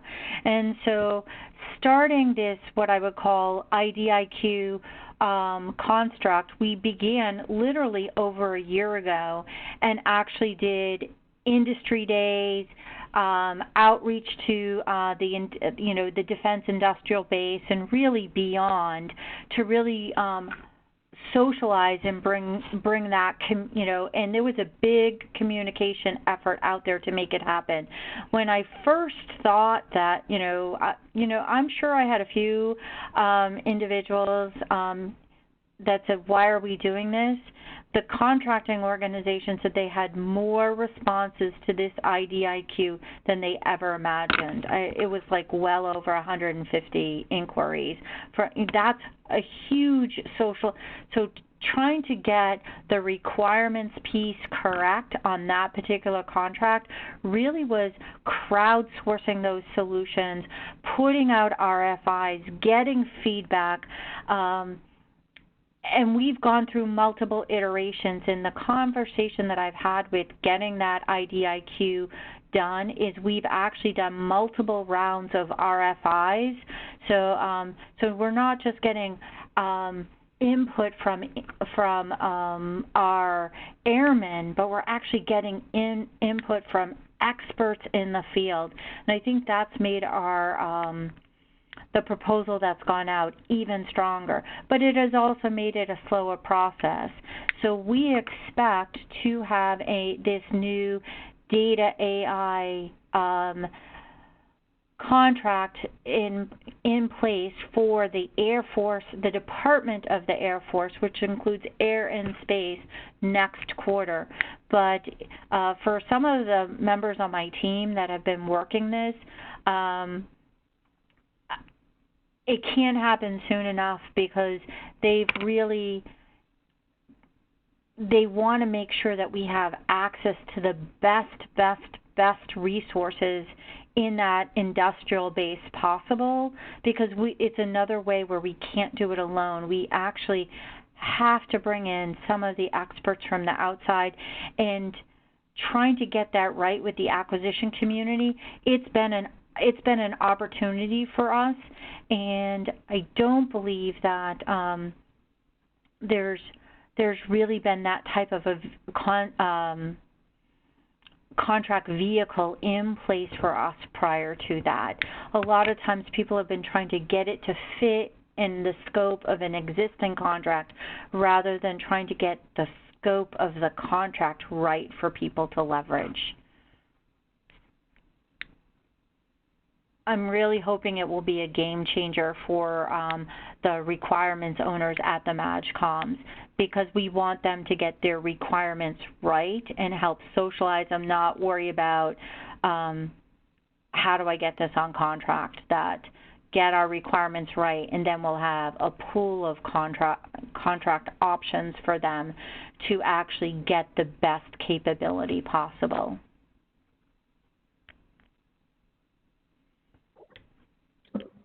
Yes, ma'am. Thank you for that. So to everyone that has joined in today, we want to thank you for taking the time to attend today's program. This officially concludes today's Innovation Connect session. October session is scheduled for 30 October, and more information will be forthcoming on that event in the near future. As previously mentioned, all the videos of this event and other Innovation Connects will be published on the Department of the Air Force CDO YouTube page, and we encourage everyone to follow us on Twitter and LinkedIn to keep up with the information in upcoming events. Again, thank you for taking the time, and we look forward to seeing you next month.